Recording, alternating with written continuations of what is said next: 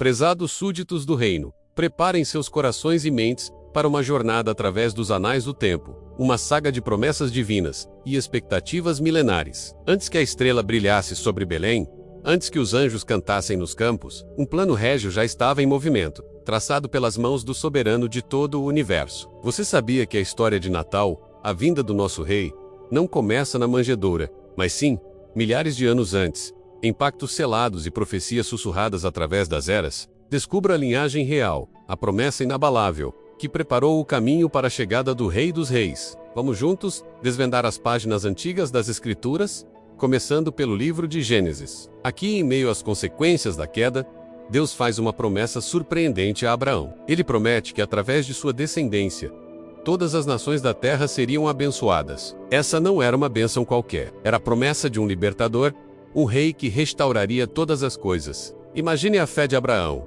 olhando para as estrelas e acreditando que, de sua linhagem, surgiria um monarca cujo reino não teria fim. Essa semente de esperança foi plantada.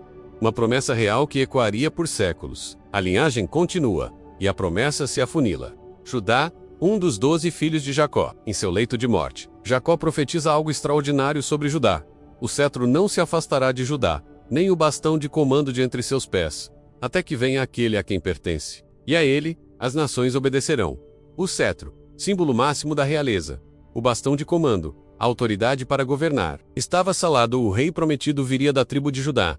A expectativa cresce. A promessa não é mais apenas sobre uma descendência, mas sobre uma tribo específica, a tribo do leão, de onde o leão da tribo de Judá um dia rugiria. A história avança e nos apresenta um dos personagens mais icônicos do Antigo Testamento, Davi, um jovem pastor, o menor de seus irmãos, que um dia seria ungido rei sobre Israel. Mas Deus tinha um plano muito maior para Davi. Deus faz uma aliança incondicional com ele. Ele promete a Davi uma casa, um reino e um trono que seriam estabelecidos para sempre. Sua casa e seu reino permanecerão para sempre diante de mim. O seu trono será estabelecido para sempre. Pense nisso. Não era apenas uma dinastia humana, era a promessa de um herdeiro eterno, um descendente cujo reinado transcenderia o tempo. A profecia estava se tornando cada vez mais clara. O rei seria da linhagem de Abraão, da tribo de Judá e um descendente direto do rei Davi. Séculos se passam. O reino de Israel se divide, enfrenta guerras, exílio. A esperança poderia ter morrido, mas os profetas, como porta-vozes de Deus, mantiveram a chama acesa. Isaías, com uma clareza impressionante, anuncia: porque um menino nos nasceu, um filho nos foi dado, e o governo está sobre os seus ombros. E ele será chamado Maravilhoso Conselheiro, Deus Forte, Pai da Eternidade, Príncipe da Paz.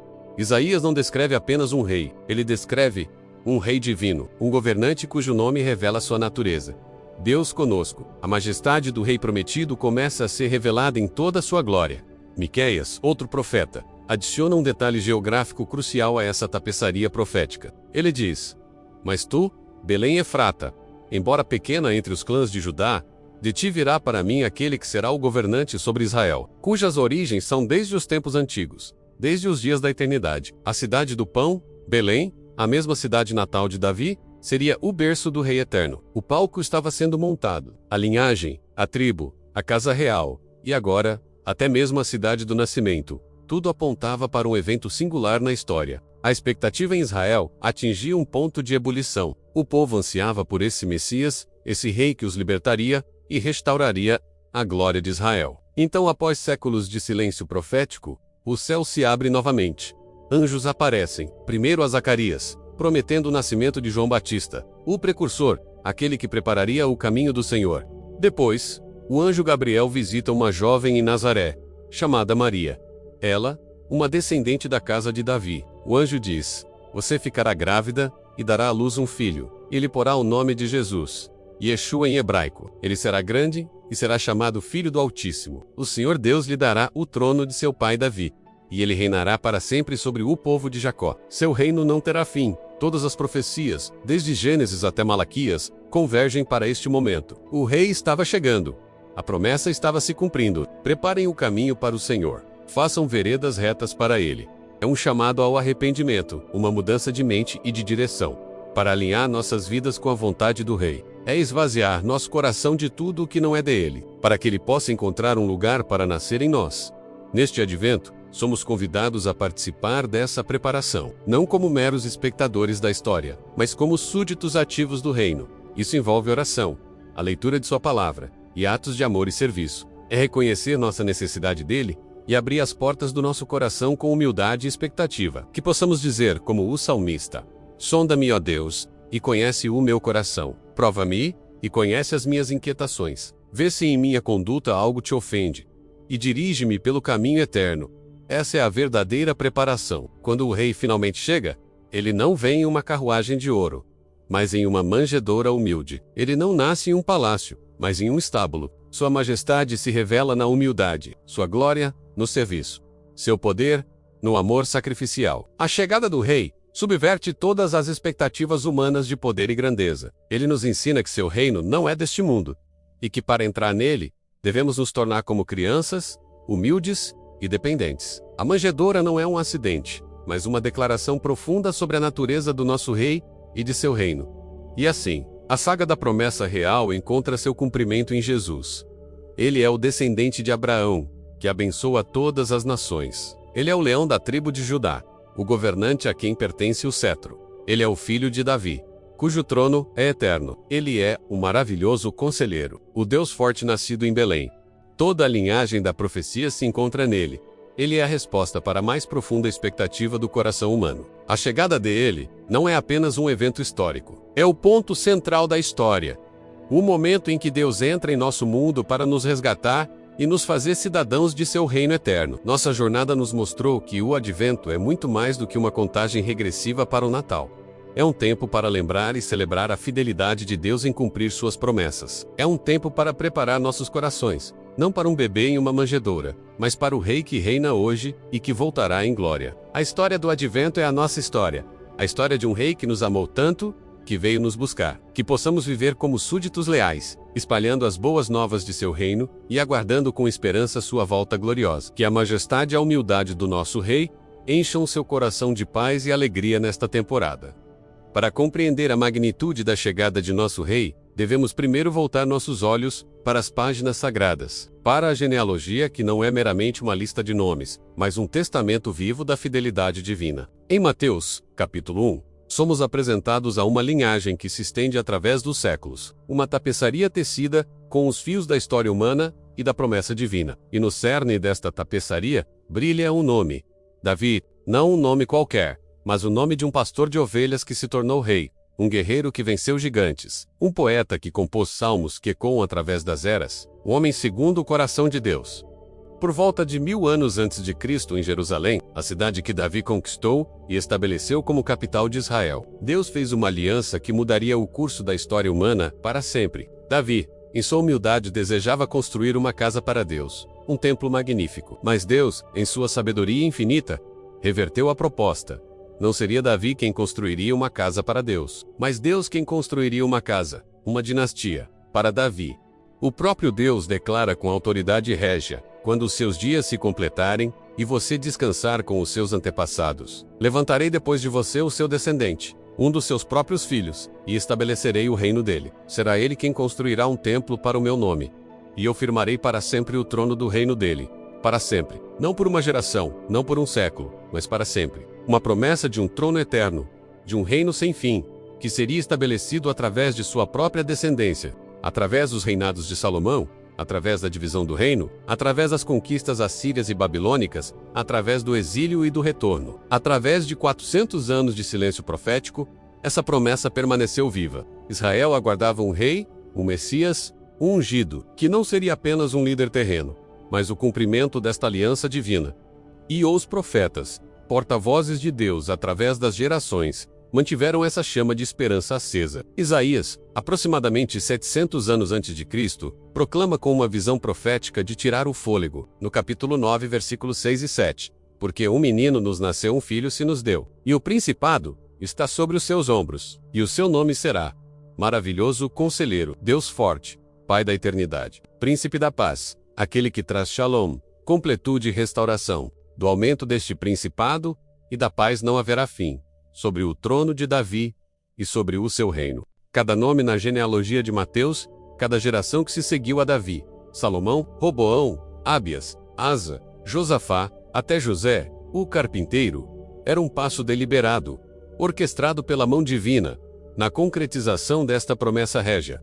A genealogia de Jesus não é apenas história empoeirada em páginas antigas, é a prova irrefutável gravada em ouro nos anais da eternidade, de que o soberano do universo cumpre cada palavra que pronuncia, preparando meticulosamente o cenário para a entrada triunfal de seu filho. Mas como essa promessa, tão antiga e grandiosa, tecida através de milênios, se manifestou na simplicidade de uma manjedoura em Belém, como o céu rompeu o silêncio e anunciou a chegada da majestade. Os profetas, arautos do Rei Eterno, escribas do destino divino, porta-vozes do impossível. Como os antigos profetas viram o nascimento do Messias, séculos antes de acontecer, como homens separados por gerações, que nunca se conheceram, teceram juntos uma tapeçaria profética de precisão impossível. Prepare-se para se maravilhar com a precisão cirúrgica, a orquestração divina, das profecias que anunciaram o nosso Rei. Logo após a queda do homem, em meio à escuridão da desobediência, Deus faz a primeira promessa de um Redentor. Ele diz à serpente: porém inimizade entre ti e a mulher, e entre a tua semente e a sua semente. Esta te ferirá a cabeça, e tu lhe ferirás o calcanhar. Essa promessa inicial foi a base sobre a qual todas as outras profecias seriam construídas. Uma luz que brilharia cada vez mais forte com o passar dos séculos. A linhagem do rei foi sendo cuidadosamente delineada. A Abraão, Deus prometeu que em sua descendência todas as nações da terra seriam abençoadas. Depois, a Jacó, foi revelado que o cetro não se afastaria de Judá. Mas a profecia se torna incrivelmente específica com o profeta Isaías, cerca de 700 anos antes do nascimento de Jesus. Em Isaías 7,14, ele declara: portanto, o mesmo Senhor vos dará um sinal. Eis que a virgem conceberá, e dará à luz um filho, e chamará o seu nome Emanuel. Emanuel, que significa Deus conosco. Pensem na audácia dessa profecia. Mas onde esse rei nasceria? A resposta veio de um profeta inesperado, Miqueias, contemporâneo de Isaías. Enquanto Isaías pregava para a realeza em Jerusalém, Miqueias era a voz do povo comum. A profecia especificava até mesmo a linhagem, Efrata, ligando-a diretamente à família do rei Davi, que também era de Belém. Ele escolheu o pequeno, o esquecido, para trazer ao mundo o maior de todos os reis. É uma lição de que o poder de Deus muitas vezes se manifesta na simplicidade e na humildade, não na pompa e na grandeza humana. O profeta Oseias, escrevendo cerca de 750 anos antes de Cristo, proclamou uma frase que, a princípio, parecia se referir à história de Israel. Do Egito chamei o meu filho. Séculos depois, Mateus, em seu evangelho, nos mostra o cumprimento perfeito. Após o nascimento de Jesus, um anjo avisa José para fugir para o Egito para escapar da fúria do rei Herodes. E lá eles permaneceram até a morte de Herodes, cumprindo literalmente a profecia de Oseias. A história de Israel era, em si, uma profecia viva da vida de Cristo. E o que dizer do caráter e da missão desse rei? Isaías, novamente, nos dá uma visão de tirar o fôlego. Um filho se nos deu, e o principado está sobre os seus ombros, e o seu nome será maravilhoso conselheiro, Deus forte, Pai da eternidade, Príncipe da paz. Ele não seria apenas um líder político, mas um guia sábio, a própria manifestação de Deus, um Pai eterno e o único que poderia trazer a verdadeira paz. A precisão continua. O profeta Jeremias, conhecido como o profeta chorão, viveu um dos períodos mais sombrios da história de Israel, o exílio na Babilônia. Em meio a tanto sofrimento, ele ouve uma voz de lamento. Em Jeremias 31 ele escreve: ouviu-se uma voz em Ramá, lamentação, choro amargo.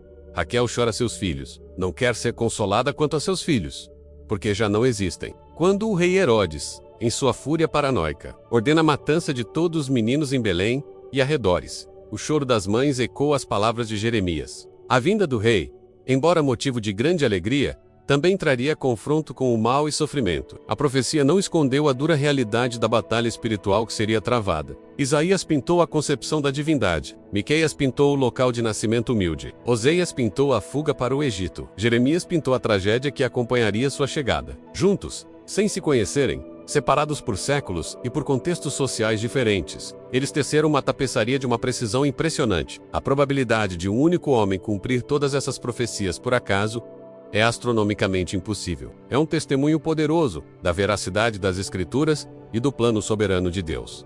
Pense nisso. Mais de 300 profecias no Antigo Testamento apontam para a primeira vinda de Jesus. sua traição por 30 moedas de prata, o sorteio de suas vestes, sua morte sacrificial e, claro, sua ressurreição. É como um mapa do tesouro divino, com cada profecia sendo uma pista que leva inequivocamente a Jesus de Nazaré. Ao celebrarmos o Natal, não estamos apenas comemorando o nascimento de um bebê em uma manjedoura, estamos celebrando o cumprimento de promessas milenares. As vozes dos profetas não são apenas ecos de um passado distante. Elas são um convite para nós hoje. Um convite para olharmos para Jesus e vermos nele o cumprimento de cada promessa. O Rei anunciado, o Salvador prometido, o Emanuel, Deus conosco. Ele está no controle de nossas vidas e da história hoje. Ela nos mostra que a vinda de Jesus não foi um acidente ou um plano B, mas o evento central da história humana, anunciado e preparado desde o princípio dos tempos. Que, como os profetas, possamos ter nossos ouvidos atentos à voz de Deus e nossos corações cheios de expectativa por tudo o que Ele ainda fará. Inscreva-se neste canal, ative o sininho das notificações e junte-se a nós nesta jornada majestosa através do Advento. Compartilhe este vídeo com aqueles que precisam redescobrir a realeza de nosso Salvador. Até o próximo episódio. Que a paz do Rei reine em seus corações.